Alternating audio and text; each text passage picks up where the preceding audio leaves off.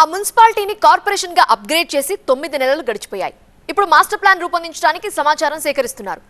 మరోవైపు తమ పనుల కోసం ఎక్కడికి వెళ్లాలో తెలియక అలాంటి పరిస్థితిలో ప్రజలున్నారు. కార్పొరేషన్ గా ఆవిర్భవించిన కొత్తగూడెంపై స్పెషల్ ఫోకస్.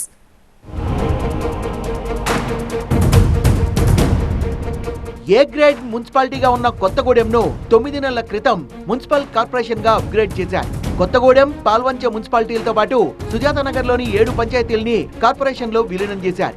క్రమంలో కొత్తగూడెం రూపురేఖల్ని మార్చేందుకు కొత్త మాస్టర్ ప్లాన్ కు అడుగులు పడ్డాయి. అమృత్ 2.0 పథకంలో భాగంగా జిఎస్ఐ ఆధారిత మాస్టర్ ప్లాన్ రూపకల్పనకు టిపిఓ అధికారులు, సిబ్బంది పనులు మొదలుపెట్టారు. ఇటీవల collector Jitesh B Patil master plan రూపకల్పనకు కార్పొరేషన్ అధికారులు, సిబ్బంది, డిటిసిపి ప్రాజెక్ట్ డైరెక్టర్ తో సమావేశం నిర్వహించి దిశానిర్దేశం కూడా చేశారు. సమగ్ర సమాచారం కోసం ప్రభుత్వ శాఖలకు లేఖలు పంపే కార్యక్రమం మొదలైంది.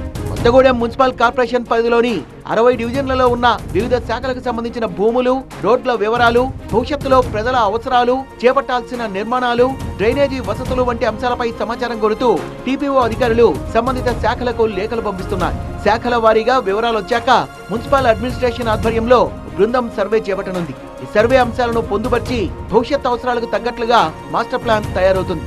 మాస్టర్ ప్లాన్ ను రాష్ట్ర మున్సిపల్ శాఖకు పంపిస్తారు. ఇవన్నీ పూర్తయ్యాక ప్రభుత్వం నోటిఫికేషన్ విడుదల చేయనుంది. ప్రస్తుతం కొత్తగూడెం మున్సిపాలిటీ పరిధిలో పలు ప్రాంతాల్లో భూములు ఆక్రమణలకు గురయ్యాయి. అంతేగాక 1/70 పరిధిలో ఉన్న ప్రాంతాలని కార్పొరేషన్ లో ఎలా కలుపుతారన్న దానిపై స్పష్టత ఇవ్వాలని స్థానికులు కోరుతున్నారు. అన్ని అంశాలని పరిగణనలోకి తీసుకుని మాస్టర్ ప్లాన్ రూపొందించాలంటున్నారు. కార్పొరేషన్ హోదాతో తమ ప్రాంత అభివృద్ధి ఊపందుకుంటుందని స్థానికులు భావిస్తున్నారు. అదే సమయంలో మాస్టర్ ప్లాన్ ఇంకా తయారీ దశలో ఉండడంతో ప్రజలు పలు అపోహలకు గురవుతున్నారు. తమ ప్రాంతాలు కార్పొరేషన్ గా మారడంతో పన్నులు భారీగా పెరుగుతాయని స్థానిక ప్రజలు భావిస్తున్నారు. కొత్తగూడెం మున్సిపాలిటీ నుండి కార్పొరేషన్ ఏర్పాటయ్యి ఇప్పటికి 10 నెలలు గడిచిపోయింది. మన కొత్తగూడెం కార్పొరేషన్ అనే పేరు మీద ప్రకటనలు వస్తున్నప్పటికీ ప్రజలంతా కూడా చాలా గందరగోళ పరిస్థితిలో ఉన్నారు. ఏ సమస్య వచ్చినా ఎక్కడికి వెళ్ళి ఏమి చెప్పుకోవాలో, కార్పొరేషన్ పరిధిలో ఎవరిని కలవాలో, ఏ పద్ధతుల్లో సమస్యలు ఉంటే పరిష్కారం చేసుకోవాలో అర్థం కాని స్థితి ఇప్పటికీ కొత్తగూడెం కార్పొరేషన్ పరిధిలో నడుస్తున్నటువంటి పరిస్థితి. ఒకవైపు రాష్ట్ర ప్రభుత్వం, రెండో వైపు కేంద్ర ప్రభుత్వం ఇప్పటికే గెజిట్ తీసుకొచ్చామని చెప్తా ఉన్నారు. అసలు గెజిట్ అయిందో లేనటువంటి పరిస్థితి.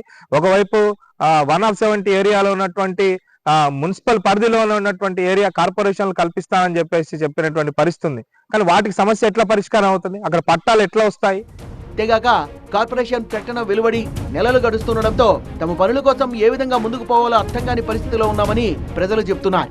ప్రజల నుంచి అభ్యంతరాల స్వీకరణ, రాష్ట్ర అధికారుల సూచనలతో మార్పులు చేర్పులు చేసి తుది మాస్టర్ ప్లాన్ ను ప్రకటించనున్నారు. జనవరిలోగా ఈ ప్రక్రియ పూర్తయ్యే అవకాశం ఉందని కార్పొరేషన్ అధికారులు చెబుతున్నారు. వచ్చే 20 ఏళ్లలో జనాభా పెరుగుదల, పట్టణాల విస్తరణ దృష్ట్యా అన్ని అవసరాల్ని తీర్చే విధంగా ఈ మాస్టర్ ప్లాన్ ఉంటుందంటున్నారు.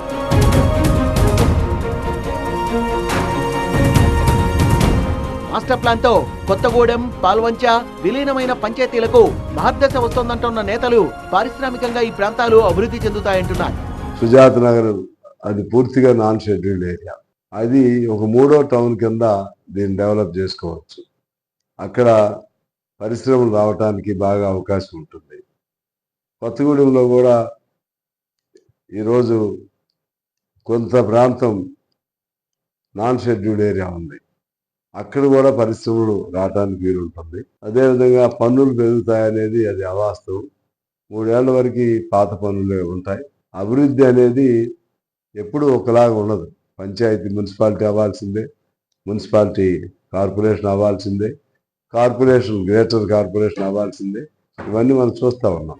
సర్వేకు ముందస్తుగానే వివిధ శాఖల నుంచి వివరాలని సేకరించే ప్రక్రియ కొనసాగుతోంది. కొత్తగూడెం కార్పొరేషన్ ఏర్పాటుపై కొంతమంది వ్యతిరేకత వ్యక్తం చేయడంతో పాటు అభివృద్ధి పనులపై ప్రజల్లో సందేహాలు నెలకొన్నాయి. కార్పొరేషన్ హోదా వల్ల ప్రజలకు కలిగే ప్రయోజనాలపై వారికి వివరించే కార్యక్రమాల్ని చేపడితే అపోహలు తొలగిపోయే అవకాశం ఉంది.